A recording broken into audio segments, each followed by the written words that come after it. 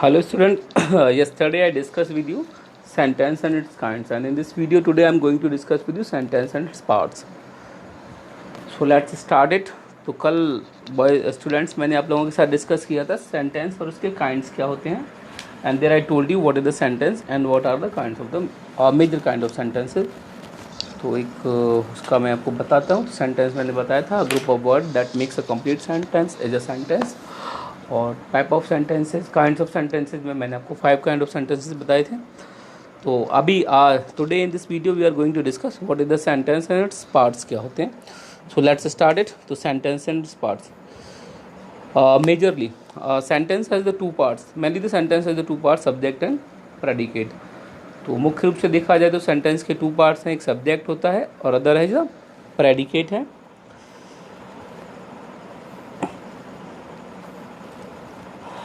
Further subject can be divide into the 4 part. जो further आपका subject है आप उसे 4 पार्ट्स में डिवाइड कर सकते हैं. देख सकते हैं आप स्क्रीन पर. डिटरमिनर, सेकंड एडजेक्टिव, थर्ड आपका मेन वर्ड और the head word that is often a noun और प्रोनाउन, जो कि अक्सर एक नाउन या प्रोनाउन ही होता है. And then the adjective phrase और एडजेक्टिवल फ्रेज. फिर उस नाउन या प्रोनाउंस को डिस्क्राइब करते हुए you can go using an adjective. And यहाँ ये चीज़ और समझना इंपॉर्टेंट है कि out of these 4 part of the sentence में contains only the one word that is the main word और द हेड वर्ड, और समटाइम इट में contains all these 4 part of the subject of a sentence contains all these 4 part. तो कभी कभी तो आपका subject जो होता है वो केवल एक ही वर्ड के साथ हो जाता है, तो जिसमें मेन वर्ड, जिसे मेन वर्ड या हेड वर्ड कहते हैं आप लोग. और एट पॉइंट कभी कभी आपके सब्जेक्ट में जहाँ एज रिक्वायर्ड, जैसा हमें ज़रूरत है उसी तरह से हमें यूज करना होगा, तो उसमें हमारे 4 पार्ट्स हो जाते हैं. जिसमें पहला पार्ट आपका डिटरमिनर है. डिटरमिनर मीन्स होता है दो सिंपल वर्ड, दो word that fix the meanings of a noun pronoun, जो नाउन प्रोनाउन के मीनिंग्स को फिक्स करते हैं और डिटरमाइन दैट. ये कुछ इस तरह के वर्ड्स होते हैं जैसे a, few, many, little, the and articles जो ए एन आपका indefinite article and the definite article that are most of such words are the part of determiner. इस तरह के सारे वर्ड जो हैं वो पार्ट ऑफ डिटरमिनर हैं. आपके दोनों article both kind article a an and the, आपका a an indefinite article and the is the definite article. और ये सारे इसके अलावा भी आपके other words like the few, little, a little, few, very और समटाइम्स सम एक्सेट्रा, ये सारे ही आपके डिटरमिनर्स का में काउंट किए जाएंगे.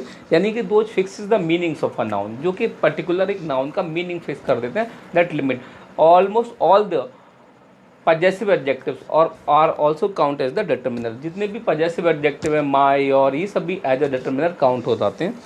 अब नेक्स्ट होता है वो एडजेक्टिव. आपको बताइए colour, texture, number, shape and size, चीज़ों का कलर, टेक्सचर, उनका शेप, साइज और नंबर, ये सारी चीज़ें एडजेक्टिव से आप लोग डिटरमाइन कर सकते हैं. तो वो एडजेक्टिव हो जाता है. मेन वर्ड या head word that remains a noun. Main word या हेड वर्ड अक्सर एक नाउन ही रहता है, और उसको फिर आप नाउन प्रोनाउन को अगर और रिक्वायर्ड है तो फर्दर एडजेक्टिवल फ्रेज के साथ उसे फर्दर क्वालिफाई कर सकते हैं. तो इस तरह से सब्जेक्ट बन जाता है. हालांकि यहाँ जो मुख्य चीज़ है वो सिर्फ मेन वर्ड या हेड वर्ड ही है. तो कभी कभी ये तीनों चीज़ों की हमें ज़रूरत भी नहीं होगी, सिर्फ हम हेड वर्ड या मेन वर्ड के साथ भी अपना सब्जेक्ट फॉर्म कर लेते हैं. नेक्स्ट क्या है, प्रेडिकेट. अभी प्रेडिकेट के पार्ट्स क्या है हमारे पास. प्रेडिकेट्स में भी 3 पार्ट्स हैं आपके. एक वर्ब है जो कि major part of the sentence होता है. वर्ब के बिना तो as I yesterday told you it is not possible to form any kind of sentence without a verb. बिना वर्ब के आपका सेंटेंस फॉर्म होगा ही नहीं. Finite verbs is compulsory to be use in a sentence. तो finite word तो compulsory है to be use in a sentence. उसके बाद आपका object of that often remains a noun pronoun, और ऑब्जेक्ट अक्सर कोई नाउन होगा या कोई प्रोनाउन होगा. और sometimes the verbs that can form as the noun pronoun, या फिर कोई वर्ब जो नाउन या प्रोनाउन की तरह से वर्क कर सकती हो उस पर्टिकुलर सेंटेंस में. That may be a infinitive और अ जीरेंड. जो कोई इन्फिनेटिव या जीरेंड हो सकता है. इन्फिनेटिव और जीरेंड्स आपको आगे मैं आगे एक्सप्लेन कर दूंगा कि what are the infinitive and gerunds क्या हैं. उसके बाद आपका फाइनली कॉम्प्लीमेंट. कॉम्प्लीमेंट्स में अक्सर कोई एडवर्ब या एडजेक्टिव या फिर आपका adverbial phrases as a complement can be applied. तो एज ए कॉम्प्लीमेंट फर्दर आपका कोई एडजेक्टिव, एडवर्ब या फिर एडवर्बियल फ्रेज कॉम्प्लीमेंट में अप्लाई कर लेना होता है हमको. तो इस तरह से प्रेडिकेट के फर्दर 3 पार्ट्स हो जाते हैं. इसमें वर्ब है, ऑब्जेक्ट है और कॉम्प्लीमेंट है. यहाँ पर एक चीज़ और है, ऑब्जेक्ट को भी कभी कभी 2 पार्ट्स में डिवाइड कर दिया जाता है, direct object and indirect object. Almost all the non living things are categorise as the direct object of the work. जितनी भी नॉन लिविंग बींग्स हैं, जब दो चीज़ें यूज हों किसी भी दो ऑब्जेक्ट हों किसी भी वर्क के, तो मोस्ट ऑफ द पार्ट जो नॉन लिविंग थिंग्स होती हैं वो तो आपका डायरेक्ट ऑब्जेक्ट हो जाती हैं, और जो लिविंग बींग्स हैं उनके साथ अटैच और जुड़े हुए वो आपका इनडायरेक्ट ऑब्जेक्ट हो जाते हैं। ये सारी चीज़ें मैं आपको डिटेल्स में बताने वाला हूँ। तो चलिए ये सारा इन शॉर्ट मैंने आपको बता दिया। अब मैं आपको सब्जेक्ट और उसके पार्ट्स को एग्जाम्पल के साथ और बेहतर से प्रेडिकेट सब्जेक्ट के पार्ट्स को विद एग्जाम्पल और अच्छे से क्लियर कर देता हूँ। ठीक है,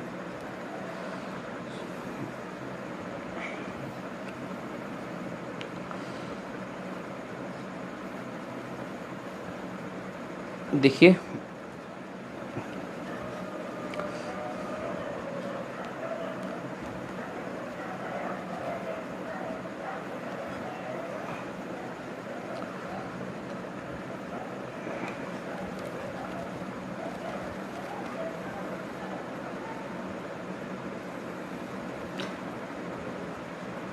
चलिए मैं यहाँ से आप लोगों को एक्सप्लेन करता हूँ कि सब्जेक्ट क्या है और किस तरह से इसका प्रेडिकेट क्या पार्ट है। देखिए जैसे एक सेंटेंस है, अ क्रो,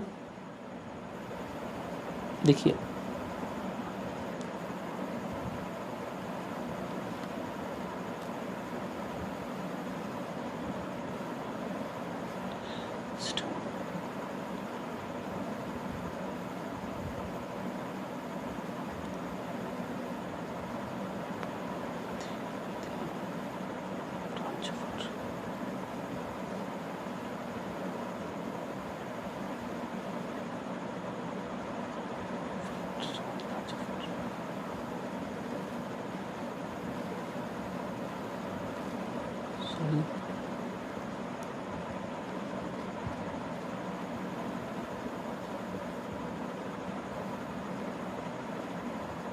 देखिए एग्जाम्पल है, a black crow sitting on the branch of a tree. अच्छा, black crow is sitting on the branch of a tree, इसमें आपको सब्जेक्ट का पता करना है, तो that a very simple to know. आप क्वेश्चन इस सेंटेंस में क्वेश्चन कीजिएगा व्हाट या हु से। तो who is sitting on the branch of, who is sitting on the branch of a tree, तो आपको आंसर मिलता है अ ब्लैक क्रो। ये जो आपका आंसर हुआ ब्लैक क्रो, ये पूरा का पूरा आपका सब्जेक्ट है, and the rest from the verb is sitting, ये आपका प्रेडिकेट का पार्ट हो जाएगा। तो ये अ ब्लैक क्रो यहाँ आपका सब्जेक्ट हो जाएगा, and sitting on the branch of a tree वो प्रेडिकेट हो जाएगा। और एग्जाम्पल्स आप देख सकते हैं, जैसे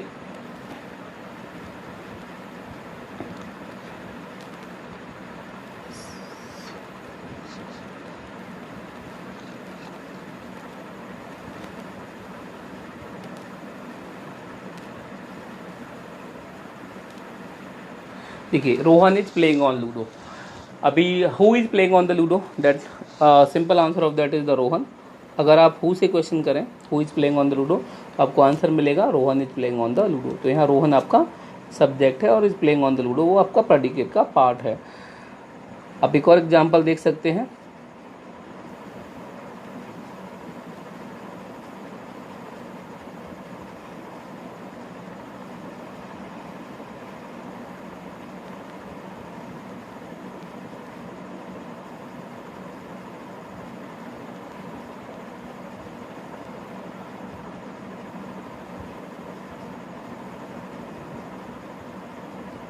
देखिए the boy standing beside me is my cousin. अभी यहाँ पे देखिएगा who is my cousin, question इस तरह से करना है आपको, हु इज माई कजन, तो आंसर मिलेगा द बॉय स्टैंडिंग बिसाइड मी। तो आपको कंप्लीट आंसर आ रहा है the boy is standing beside मी। तो ये जो कंप्लीट आंसर है जो आपको मिला हु अप्लाई करने पर इस सेंटेंस में, वही इसका सब्जेक्ट है, द बॉय स्टैंडिंग बिसाइड मी। अभी एक और एग्जाम्पल आप देख सकते हैं,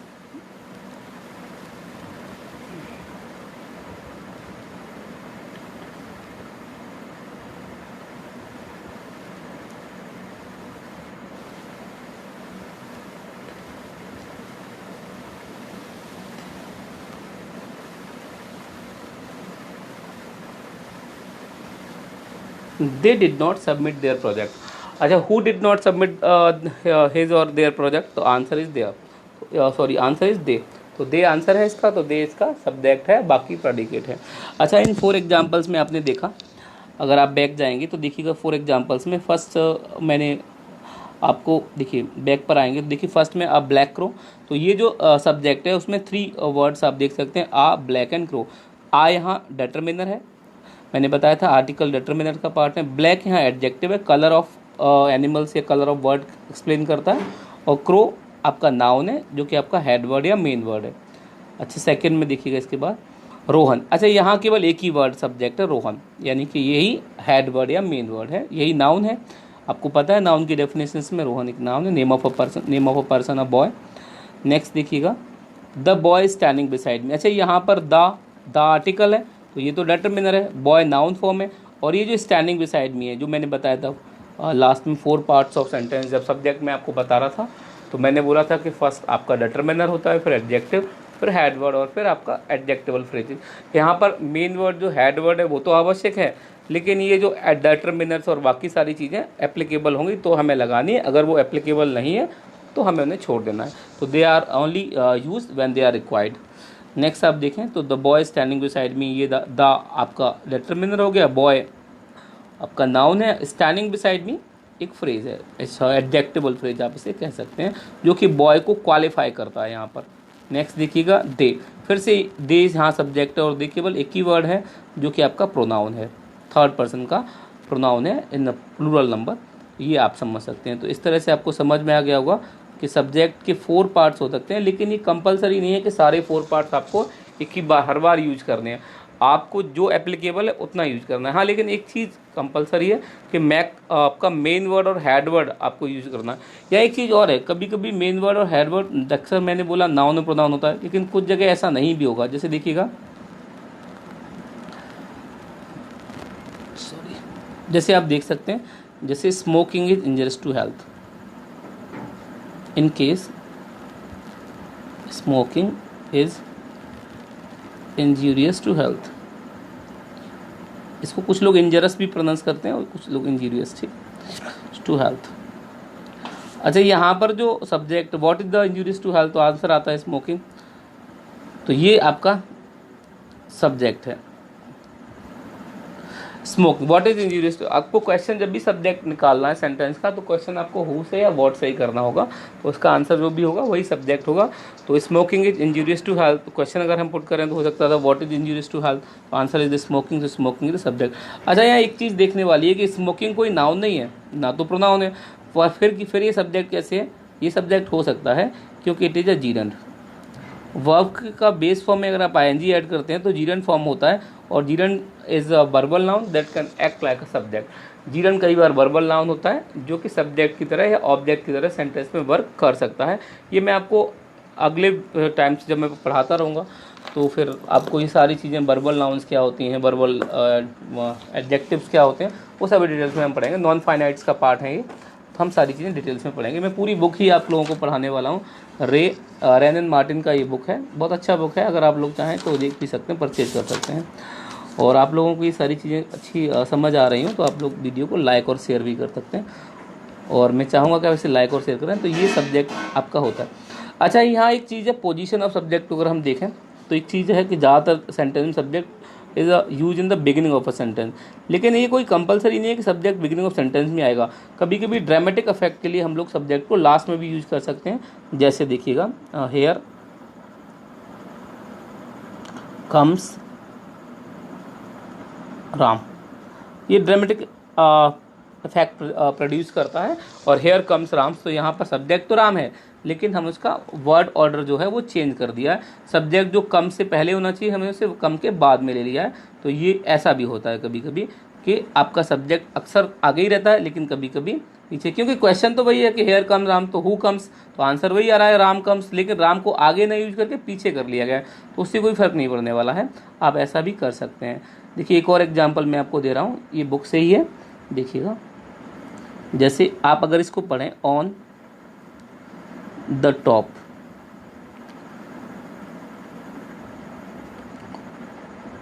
of the hill,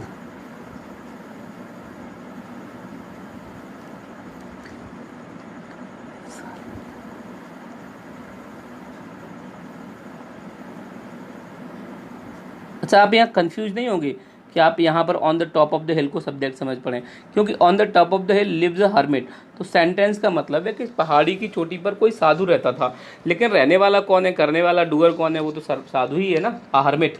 who lives, तो answer on the top of the हिल तो आएगा नहीं, भाई रहता कौन था, रहता तो साधु ही था, तो वो जो करता है हु और वॉट, यही सब्जेक्ट हो, भले ही उसको पीछे से यूज किया गया है।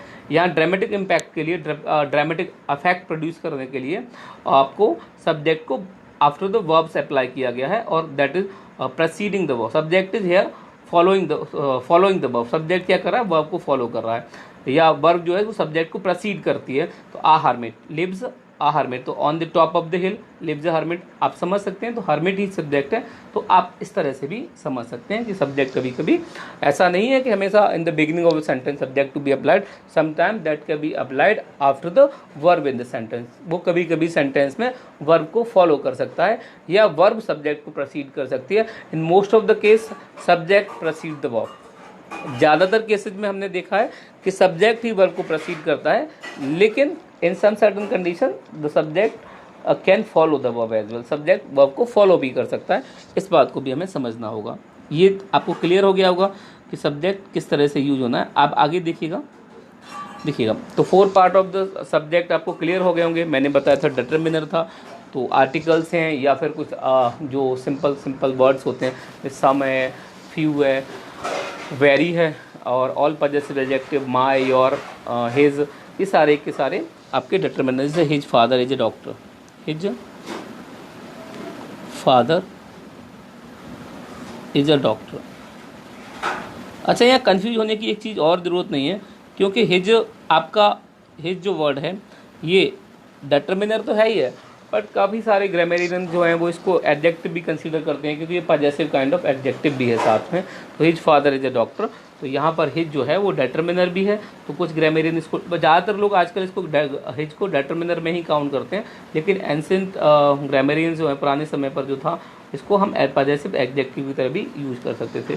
तो यहाँ हिज जो है वो मीनिंग्स फिक्स करता है, यानी फादर उससे ही रिलेट करेंगे। फादर मतलब फादर का अगर वाइड सेंस में देखा जाए तो फादर, एवरी फादर, कोई भी पिता हो सकते हैं, लेकिन हिज क्या करता है, इस फादर वर्ड्स के मीनिंग्स को लिमिट कर देता है। हिज फादर मतलब केवल उसी के फादर जिसको हम रेफर करना चाहते हैं। अगर सिर्फ फादर होता तो यानी कि कोई भी फादर, मेरे आपके एट रैंडमली किसी के भी फादर हो सकते हैं, लेकिन हिज फादर तो सिर्फ जिस व्यक्ति के लिए बोला जा रहा है उसी के फादर, क्योंकि ये मीनिंग को फिक्स करता है, इसीलिए इसको हम डिटरमिनर कहते हैं। गाइज मैं समझ रहा हूँ आपको बहुत अच्छे से ये बात समझ में आ रही होगी कि डिटरमिनर्स क्या हैं, ठीक है। नेक्स्ट देखिएगा, यहाँ तक तो हिज ये डिटरमिनर हो गया, फादर नाउन है जो कि आपका हेड वर्ड या मेन वर्ड हो गया। अब आप आगे देखिएगा, देखो ये तो सब्जेक्ट और उसके पार्ट्स क्लियर हुए कि डिटरमिनर है। उसके बाद एडजेक्टिव देखिए कैसे यूज करना है। आ ब्लैक, देखिए अ ब्लैक काउ, ठीक है, अ ब्लैक काउ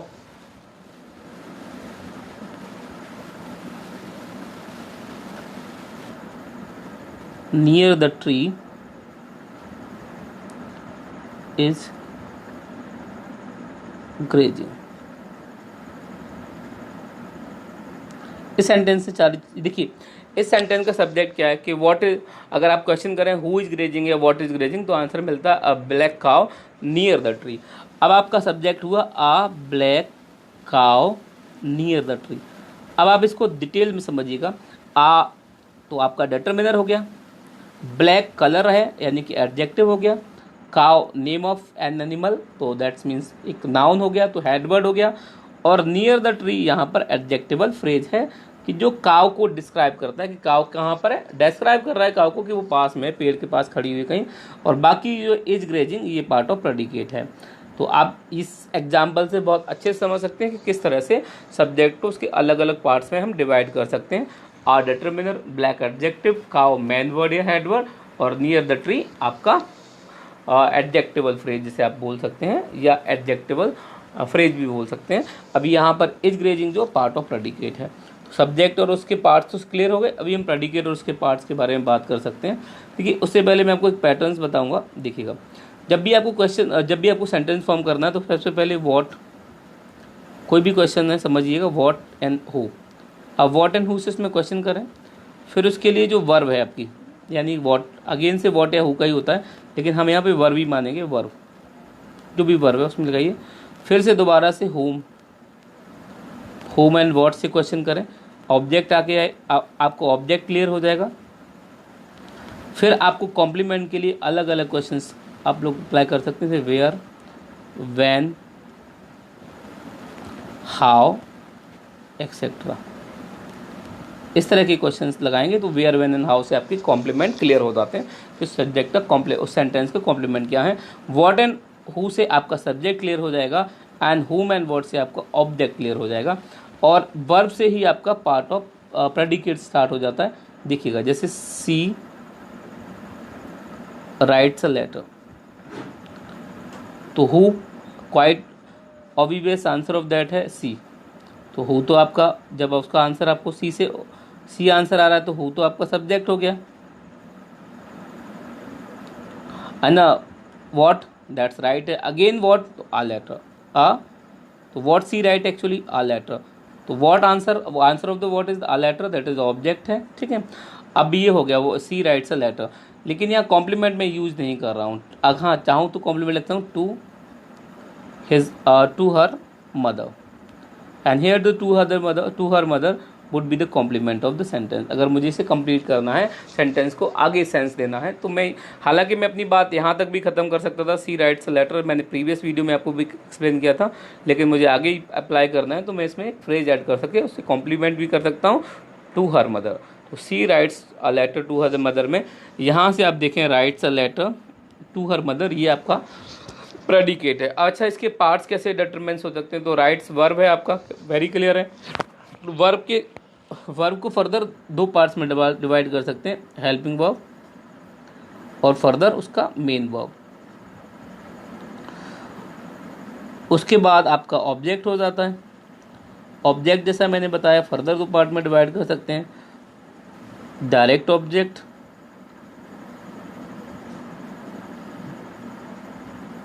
और आपका इनडायरेक्ट ऑब्जेक्ट। ये भी दो पार्ट्स में आपका डिवाइड हो गया, डायरेक्ट ऑब्जेक्ट हो गया, एक आपका इनडायरेक्ट ऑब्जेक्ट है। फर्दर आपका कॉम्प्लीमेंट हो जाएगा, तो कॉम्प्लीमेंट्स आप जनरली एक फ्रेज ही होता है, in most of the case a phrase is a compliment, a phrase act like a compliment. ऐसे एडवर्बियल फ्रेज कहा जाएगा, एडवर्बियल, क्योंकि एडवर्ब की तरह एक्शन करता है, तो act like an adverb known as the adverbial phrase. क्योंकि एडवर्ब की तरह वर्क करेगा तो इसको हमें एडवर्बियल फ्रेज काउंट कर लेना है। तो कॉम्प्लीमेंट आपका इस तरह से, कॉम्प्लीमेंट क्या होगा, अक्सर कोई फ्रेज ही होगा, मोस्ट ऑफ द केसेस में वो कोई फ्रेज होता है। जैसे आप आगे देख सकते हैं, जैसे देखिए she goes, sorry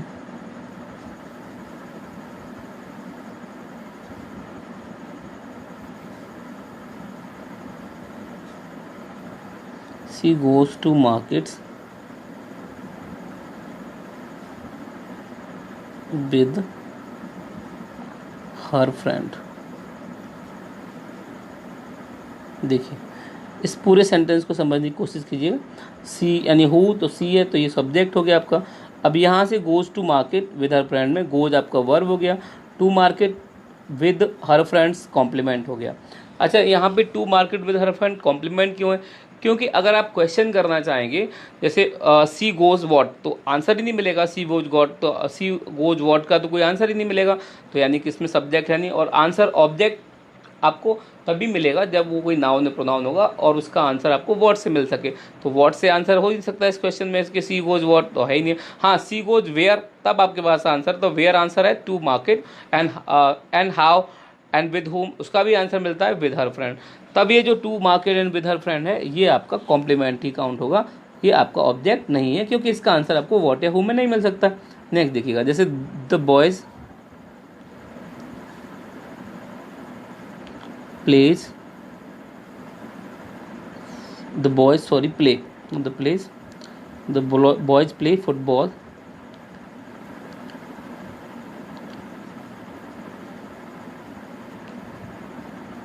in the ground। देखिए इस सेंटेंस में सारी चीज़ें हैं। सबसे पहले सब्जेक्ट फाइंड कीजिएगा, तो हु द बॉयज़ आंसर हो गया। देन व्हाट प्ले, ये वर्ब हो गई आपकी। उसके बाद आप निकालिए व्हाट प्ले व्हाट, क्वेश्चन कीजिए प्ले व्हाट, आंसर हो जाएगा फुटबॉल। एंड वेयर, आंसर हो जाएगा इन द ग्राउंड। तो play what football, that's an object है आपका, और ये इन द ग्राउंड वो कॉम्प्लीमेंट है। ये आपका क्लियर हो जाएगा।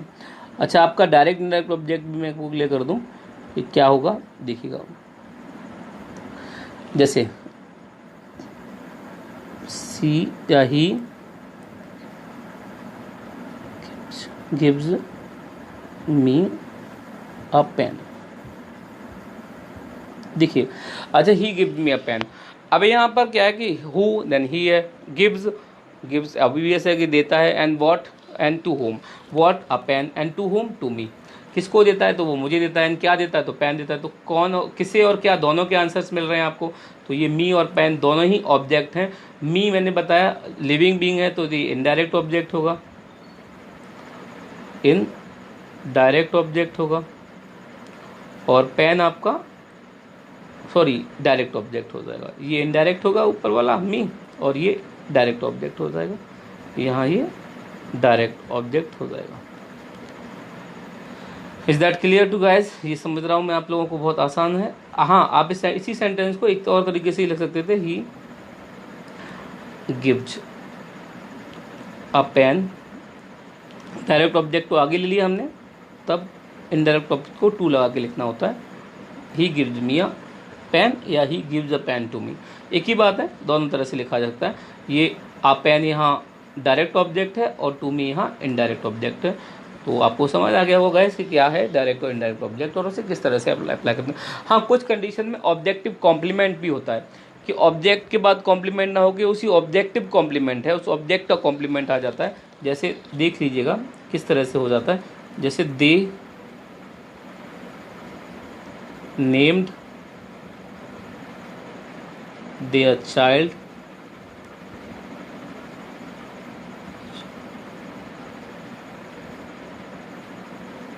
रोहन। अच्छा, who they named and named what their child, तो उन्होंने अपने बच्चे का नाम क्या रखा, रोहन रखा।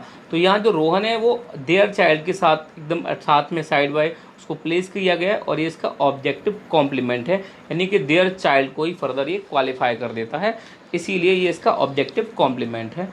एक और एग्जाम्पल देख सकते हैं आप लोग, जैसे the teacher appointed him monitor, the teacher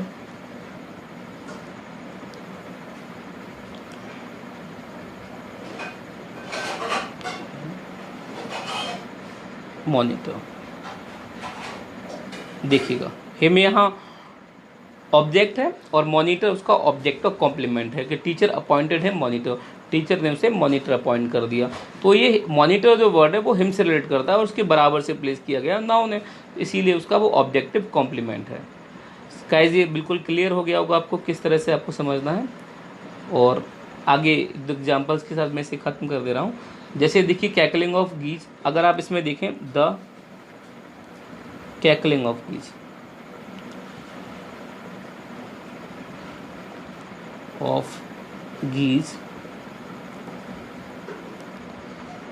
save,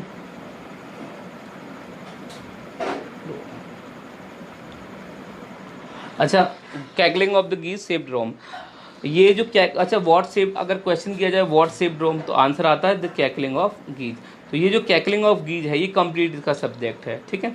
अब सेव्ड रोम, तो रोम जो है वो ऑब्जेक्ट हो गया, सेव आपका वर्ब है, और जो सेव्ड रोम है अगर फर्दर कैटेगराइज करें तो द कैकलिंग ऑफ गीज आपका सब्जेक्ट है एंड द सेव्ड रोम आपका प्रेडिकेट है। इस तरह से आप लोग समझ सकते हैं सब्जेक्ट और प्रेडिकेट को। और उस चीज़ को भी बड़े ध्यान से याद रखें जो मैंने बताया था कि it is not compulsorily the subject is always applied in the beginning of a sentence, it can be also place after the verbs और it can also follows the verb. Subject can verb को follow भी कर सकता है, ये कोई आवश्यक नहीं है कि हमेशा आगे रहेगा। इसको भी हमें समझना है अच्छे से कि सब्जेक्ट कभी कभी ड्रामेटिक इम्पैक्ट प्रोड्यूस करने के लिए पीछे भी यूज हो जाता है। जैसे मैंने दो एग्जाम्पल दिए थे, हेयर कम्स राम या on the top of the hill lives a hermit, आपको ये चीज़ को भी ध्यान रखना है। नेक्स्ट, तो गाइज चलिए आज की वीडियो में इतना ही बहुत है। और अगर आप लोगों को चीज़ें समझ आ गई हों तो प्लीज़ चैनल को लाइक और सब्सक्राइब कर दें और जुड़े रहें मेरे साथ इसी तरह से इंग्लिश सीखने के लिए। मैं बेसिक्स ऑफ इंग्लिश आपको बहुत अच्छे से सारी चीज़ें एक्सप्लेन करने वाला हूँ यहाँ। हाँ, अगर कोई डाउट है आप लोगों को तो आप कमेंट्स में बता सकते हैं, मैं उसे और डिटेल में एक्सप्लेन कर दूँगा। Okay guys, thank you for watching. तो चैनल को एक बार सब्सक्राइब जरूर करें और लाइक भी करें।